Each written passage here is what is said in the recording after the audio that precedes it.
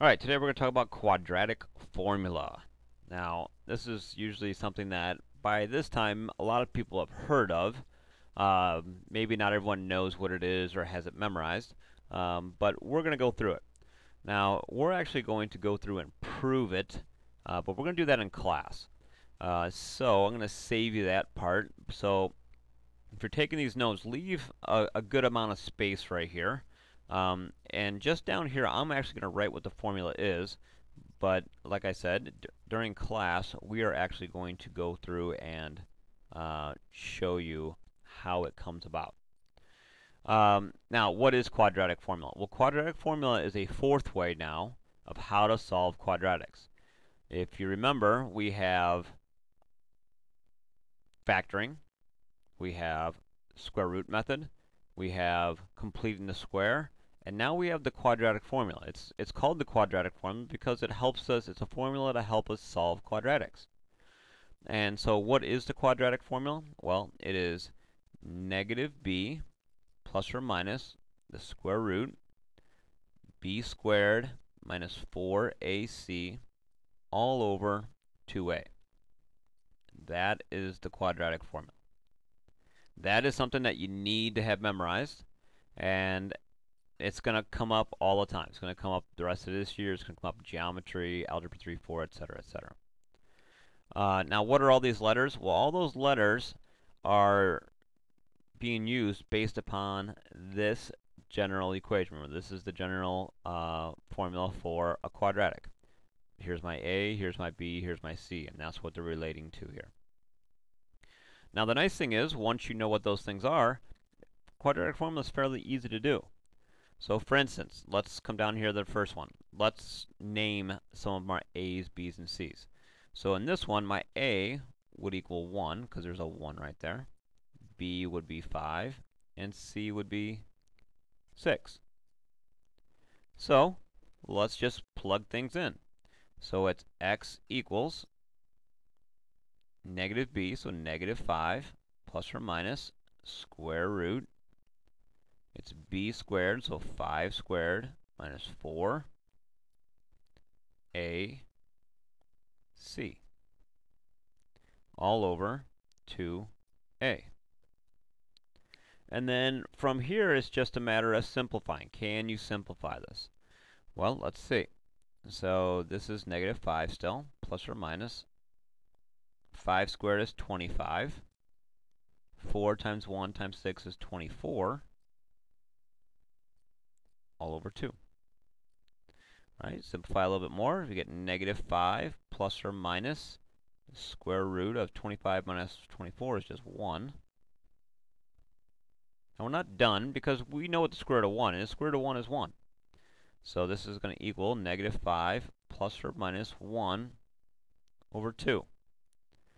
Now what about this plus or minus stuff right here? Well, that means we have two different answers. It means we have negative 5 plus 1 over 2, and we also have negative 5 minus 1 over 2. And yeah, you need to go through and simplify that. Well, what's negative 5 plus 1? It's negative 4, and then divided by 2, it's negative 2. Negative 5 minus 1 is negative 6 divided by 2, negative 3. And there you go. There's your two answers. Okay, not terribly difficult. Little challenging to remember what the quadratic formula is, but in terms of work, it's just a lot of simplifying. So let's move on to the second one. So if it helps, my A value here is 2. Now what's my B value? Well, my B value is not 3, it's actually negative 3, and that's really important. You got to make sure you don't forget about that. My C value is negative 4. So if I'm going to plug stuff in, x equals negative b, so it's negative negative 3 plus or minus square root b squared, so negative 3 squared minus 4 a c. That's a negative 4, remember, all over 2a. All right, so negative negative 3 is 3 plus or minus. Now this is 9. Now minus 4 times 2 times negative 4. Or remember, this is a minus right here, so it's like a negative 4. Negative 4 times 2 is negative 8. Times negative 4 is positive 32. All over 4. Simplify some more. 3 plus or minus square root of 41 over 4. Now, square root of 41, can you break down 41? No, it's actually a prime number. So this is actually kind of nice because you're done right here. There's nothing else that you can do. So I have two answers. My two answers are 3 plus root 41 over 4. And then my other answer is 3 minus root 41 over 4. So those are my two answers. It's just that you can't break it down anymore. So it's actually kind of nice when you get a number that's prime in there. It's a lot less work. You know, that if that was true over here, we would have been done right here. But because it wasn't, we had to go 1, 2, 3 more steps. So it's kind of nice. Okay, let's move on. Let's go down here to number 3. Now this one's a little different. So I guess my first question is this actually a quadratic? And the answer is yes, it still is, because there's an x squared. So first thing is, when we're going to do this, is we're going to get everything to one side. So let's actually subtract the 5 to the left.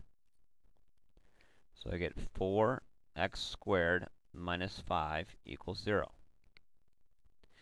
Now, what's missing here? What do we not have here?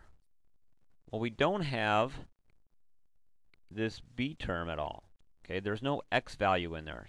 So when I'm listing what my variables are, or what my values are, a is 4, we don't have that x term, so my b is 0, and my c is negative 5. So when I solve this, x equals, it's negative b, so it's negative 0 plus or minus square root of 0 squared minus 4ac all over 2a. Okay, so just because it's missing part of it doesn't mean anything. We still just put 0 in there. It's kind of like a placeholder. So negative 0 is just 0. We don't need it. So it's plus or minus. 0 squared is just 0. Then if you multiply negative 4 times 4, that's negative 16. Negative 16 times negative 5 is 80 over 8. Okay, feels like I can simplify root 80, and you can.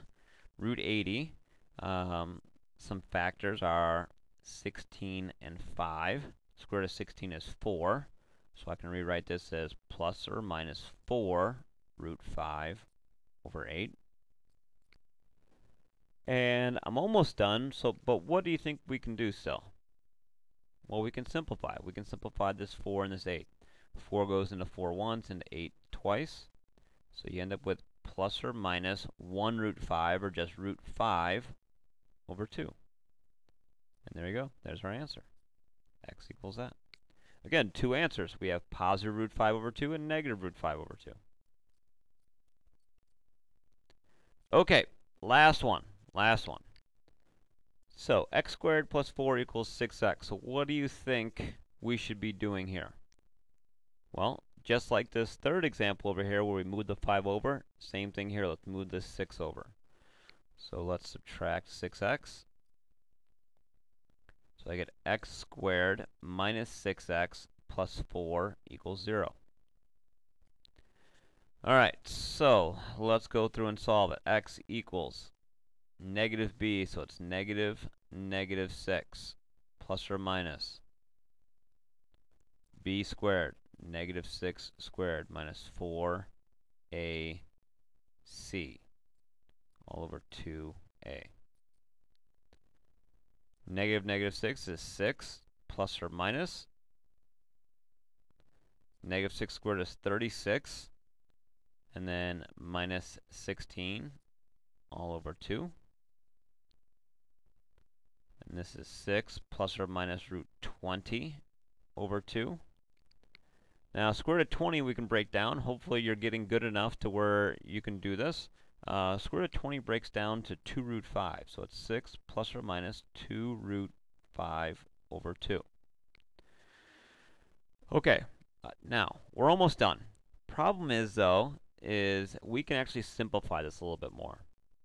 If you notice here that this 6 and this 2 are both divisible by 2. So we can actually reduce this.